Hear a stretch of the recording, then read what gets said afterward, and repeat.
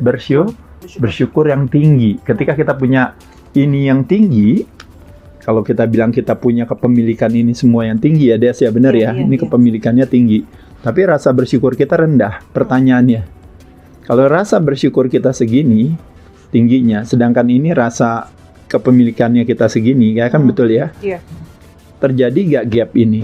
Terjadi. Nah, ketika gap ini berarti perasaannya masih kurang nggak, Des? Masih. Sering nggak teman-teman ngelihat kayak Desi bilang itu orang udah sukses, udah ini apa, tapi kok kayaknya susah aja hidupnya, betul ya kan? Kurang. Nah, iya. Nah, kebalikannya pada saat dimana ada orang yang mungkin punya posesi, prestasi dan reputasinya sedikit ya, tapi punya rasa bersyukurnya yang tinggi gitu. Betul, iya. Tapi Desi bisa bilang apa?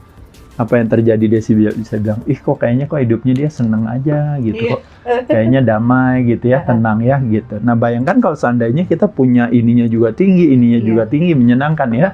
Nggak punya ini aja kita nggak kenapa-napa. Karena apa? Karena balik lagi, hati-hati dengan konsep yang namanya ego itu, focusing on what's missing. Apa yang kurang? Apa yang kurang di luar. Bener ya? Saya mesti beli apa nih Mas Ade buat spesial langsing? Ada gak suplemen apa nih? Saya mesti nyuntikin apa nih buat suplemen ini? Bahkan zaman sekarang ini juga kayak kecantikan pun juga sama. Betul, ya Des ya. Ibaratnya mau beli apa nih buat supaya saya bisa rubah muka saya gitu ya. Tapi ingat zaman dulu kalau dipikir, justru kadang-kadang orang bilang katanya kecantikan di luar berasal dari kecantikan di dalam. Di dalam artinya apa? Kita rubah perilaku kita menjadi orang yang baik, orang yang menyenangkan, orang yang menarik, sehingga akhirnya pada saat itu keluarlah pancaran yang namanya kecantikan dari dalam. Makanya kenapa ada istilah inner beauty dan sebagainya.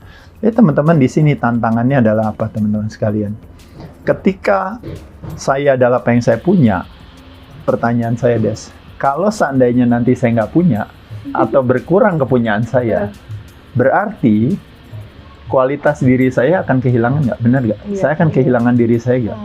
Itu satu, ya betul ya? Betul. Dua, sekarang saya melakukan ini.